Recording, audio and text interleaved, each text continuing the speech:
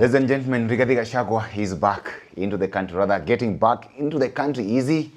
A big over threat to President William Ruto. We are having this conversation here with Professor Herman Manyora, all the way from the University of Nairobi. Prof, how are you? Wonderful, wonderful. I've seen people talking around. Of course, there have been threats of having him arrested. Do you think this guy is actually a thorn in the flesh for the president that much? Nobody will be happy having Gashaga injecting against him, so obviously. Yeah. Okay. Yeah. But then, would they actually go ahead and have him arrested? Politicians do all manner of things. Most of the things politicians do don't make sense to us. Okay. Those in government, all over the world, they do things you ask yourself, was this necessary? So, but, yeah. They can arrest him. They can arrest him. Yeah. What then would be the implications of having the former You deputy make him president tougher. arrested now? You make him tougher. He has more followers. Yeah.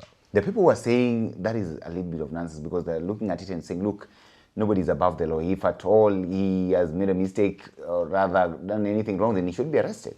Gashaga is just doing what all politicians do. They are loose with their mouth. Okay. They don't care their children listening to what they are saying. They have no values. They are irresponsible. Their utterances are, to say the least, quite, I don't know what to say. So, there's nothing. It's normal. Let's get into And the good thing that Kenyans are used to this nonsense. In other countries, politicians don't talk the way our politicians talk. Yeah. Okay. Let's get into the reasons why the leaders, especially those affiliated to the government, want him arrested. They're saying, look at the kind of sentiments that he made, actually trying to paint the president as if he's in some sort of an association with the militia group, Al-Shabaab, on the other end. You know, those in government and those in power everywhere, including small places, always want to flex their muscles, always want to use their power. Even where power was not necessary, they want to use power. So I would not be surprised if they did that. Yeah. But then what do you make of those particular sentiments that he made? Okay, that is what I'm saying. That's reckless. Those are not sort of things a leader should say. You cannot link your president to Al-Shabaab or this militia. It's a very grave accusation. But they all do that all the time. Yeah. Okay. These politicians do that all the time. But even if they do it, does it mean that it's right for them to do so? No, it's wrong. I began by saying he's irresponsible. Yeah. And then now... A leader, once you climb the ladder up to a certain level, every word you say is listened to. Every move you make, people watch it and interpret it. And you're supposed to be a role model.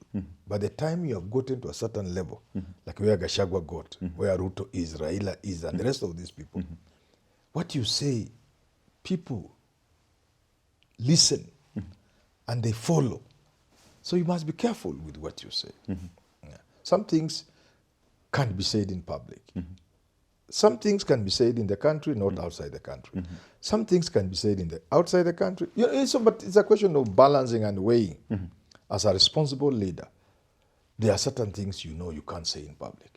Yeah. What if there was some sort of substance of truth in that if particular it is true, statement? supposing if it were true, there should be a way of relaying the truth without putting it out there in the public. And again, you can't blame those putting it out there in the public because channels are always blocked. Channels of communication. The people should report. If somebody tells you go and report to the police, what does that exactly mean? Will it get you anywhere? Say, if you have information, take it to the authorities. Which authorities? So, because we've closed ourselves in some room and boxed ourselves inside, certainly any foul air will affect us. Yeah. So definitely nobody is above the law in this country, even the president, in as much as he enjoys some sort of immunity of tenure while still there. But then if in any case Rigathi Gachagua had this intel and it's true, according to him maybe, then how best would he actually, or how best would he actually put it out there such that people are aware that, look, this is what is happening so in the country. So if you are aware, so that, like me, if I'm aware, my name is Manyora, I'm aware.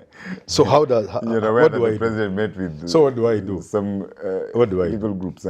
I go to State House and cane the president, what do I go and do? So telling me doesn't help. Okay. Yeah. So what was he trying to achieve by making It's that politics. For him, it is politics. Yeah. Okay. And it doesn't matter whether it is true or not, but it has served its purpose. Yeah. What purpose in this sense? But you know that is, you know, to paint the president in a bad light, especially in the international community, in the international arena. So it has its purpose in politics. And you don't blame Gachagua alone. This is what they all do, all of them, without exception. Okay. And I've always told them, you can play your politics without going that low. There are certain things you must stay above as a politician who has reached the level those guys have reached. Yeah. Having made those statements, of course, the government is saying that the statements were very reckless, and you've said as much here. How then is he supposed to be held responsible for the same and accountable for his words? Well, if you ask me, these things are best left to politics. Let it be fixed politically. Yeah. Such kind of issues of that kind of magnitude, it should just be assumed and brushed off as some sort of mere politics. It's very difficult. And then let to stay away. You know, it's very difficult for the court to handle these kind of matters. Things people have said, you know, words are very loose and they are very difficult to arrest and give form and meaning, especially fixed meaning. That's why, like hate speech, you can't prosecute it in court. It's very difficult. Yeah. Because words are very loose and the words don't have fixed meaning. Yeah. Somebody can wriggle out of that in court and you are left just wondering. So it is not a good thing, but I also don't think taking these matters through the legal channel is helpful to anybody. You publicize it more.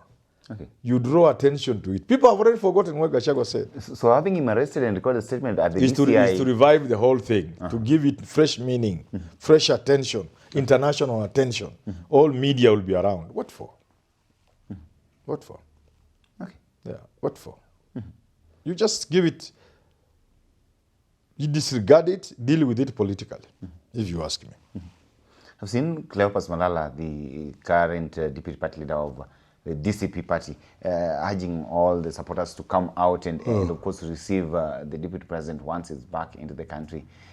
Maybe, what then would you make of his comeback? Would it kind of bring in some sort of hit to the current political establishment, especially President William Ruto? People will turn out to go and say hello and sing Mugithi. That's all. If he was a Kalenjin, they can give him Murisik in a guard. So what? Okay. You know, people make hell out of nothing. These are small matters. The moment you try to take interest as government, things will get out of control. But let people go to the airport.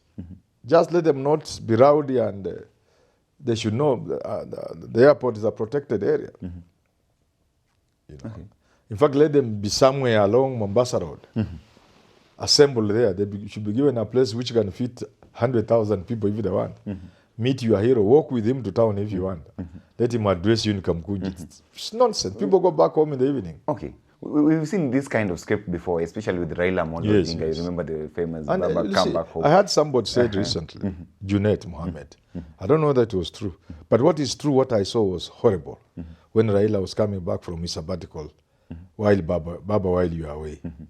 That iconic figure with a man standing on Jogo Road, facing that water cannon, the stinging water, you know, that kind of thing. You know that iconic picture? That day, Junet Mohammed said, between there and the town, 17 people were killed. There was forcible circumcision of people. That is part of it. Was it necessary? Was it necessary to have somebody killed just because Raila is coming from the airport? Raila would have come from the airport, gone to Huru Park, said his thing, and people would have gone home. 17 people died, if what Junet Mohammed is saying is true, because I can't remember. I know there were deaths. What I don't know is how many people. I know there were untold things done to people, including forcible circumcision. I think I remember there was something like that. There were people who were stabbed. I know that. We could see it. What I don't know is the number, but there were deaths. Even one death is too many. Was it necessary? So you must now ask yourself, if Gachagua wants to come, would it be necessary to make it confrontational? Then somebody dies. Sometimes even innocent people die who have nothing to do with that matter. You're just going about your own business. We have had stray bullets killing people, including children. You remember Mora? Yes, you remember yes. Mutinda? Yes. You remember Baby Pendo? Baby Pendo in Kisumu. But just, I'm sure no policeman hit that kid. But in the melee and the confusion and all that, the child was clobbered or something like that. An innocent little angel. Is it really necessary for us to go in that direction? It's not necessary. Because somebody is coming from wherever they have gone. Let them come. Let them say they are beat. Most of it could even be nonsensical. Let people cheer and celebrate and dance and go back to their houses. Nothing ever happens until you bring the police. The crowd never gets excited enough to be chaotic. Okay, what difference do you actually see when you compare now the comeback of Rigathi Gachagua versus what we used to see with Raila? Does it actually have that kind of pomp and all that manner of stuff? So we have to see. We haven't seen it. Yes, yes. So we have to see. Do you expect that? If the police do not interfere, if government gives this thing a wide berth, ignores it, it can't match Raila's. Raila has some spark. Okay. It cannot get anywhere near so the government's mistake will be handling it. Yes. Okay. Trying to arrest Gachagua or trying to stop people or trying to be, But if they leave them alone, I very much doubt it can get anywhere near Raila's. Professor Kithure Kindiki, of course, the current deputy president, was actually weighing on Rigathi Gachagua's coming back here, and he was saying here that, look, was urging these people to reject him. Do you actually think that at the end of the day, he'll be able to convince the people, especially of the Mount Kenya region, to reject Rigathi Gachagua? Kithure Kindiki has no option but to try and woo the mountain on behalf of Ruto. That is his work. As to whether he will succeed, we can only say good luck. Yeah, we can wish him good luck. Yeah. What then do you make of the influence of Rigathi Gachagua? Do you think that he'll actually pick from where he left last time, because he's back here and with a bang, so to say, and he's ready to continue with the movement from where he left? It seems like as soon as he left, it fizzled out, and the rest of the members of the opposition are now waiting for him to come back and rejuvenate them. But I saw Matiang'i doing his thing in Meru or something like that. It wasn't bad. So it's not true that they say, of course there's a vacuum. Because it's always a question of style. When the people are trying to judge Kalonzo, Musyoka, Eugene and the rest, that look here, Raila has left and there's a vacuum. What they were actually addressing was a matter of style. You could not expect Kalonzo to match Raila in his own style. But they could still play opposition politics in their own style. Raila's style is the style of masses, the crowds. He's a master of crowds. He's the owner of those crowds, organic crowds. Gachagua has now joined him. So those who remained behind when Gachagua went to the US may not be using that style, Raila's and Gashaga style of the masses. But they have their own style. Yeah. Finally, the leaders on the other side, especially those who are supporting the government, are trying to portray Rigathi Gachagua, especially within the mountain region, as one of the people who is actually going to keep them outside government, because for them, they are seeing the election of President William Ruto in 2027 almost as a sure thing. And therefore they're saying, look, he is an enemy of the people here because he's keeping us out of the government either way, if at all he's supposed to go in this particular direction.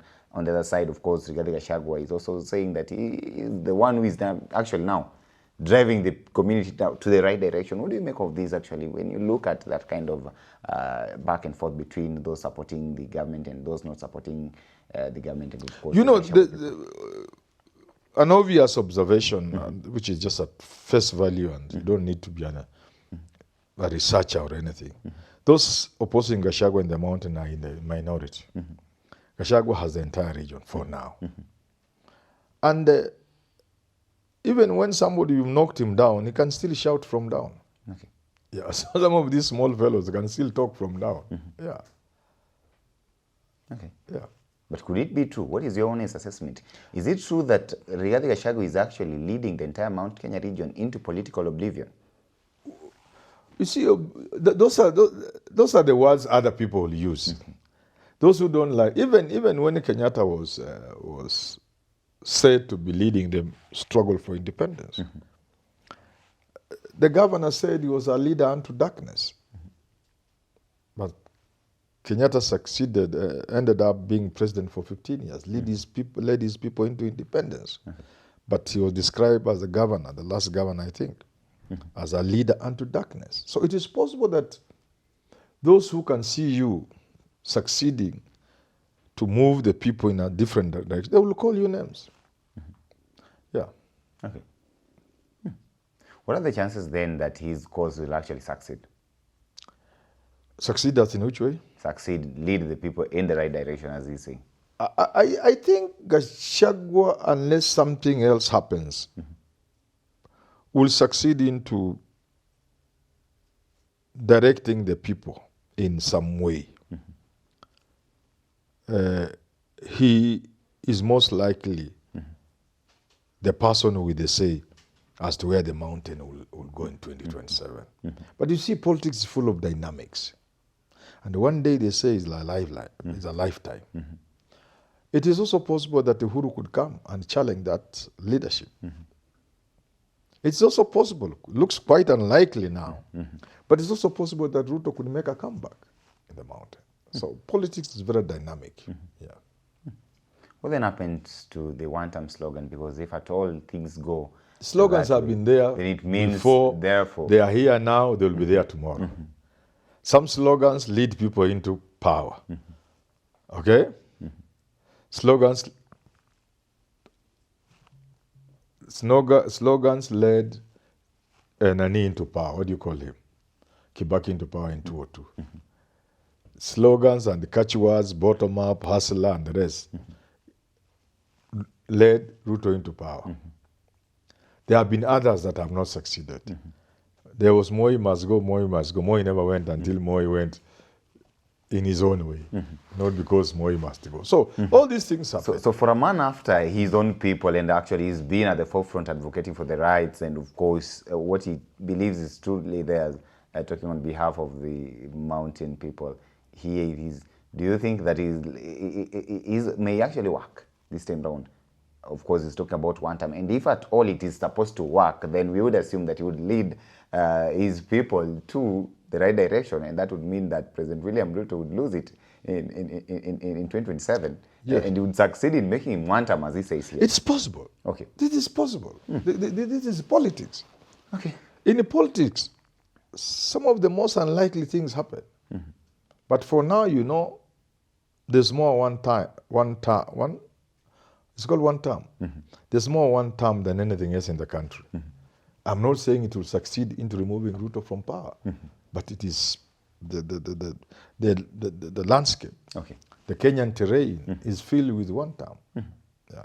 Well, ladies and gentlemen, let's wait and see. But you can weigh in and tell us what you think of Rigathi Gachagua's coming back into the country here. Will it have any sort of political impact and significance at this particular moment and time? Allow me to stop for now till we have this conversation again. Have yourself a lovely day.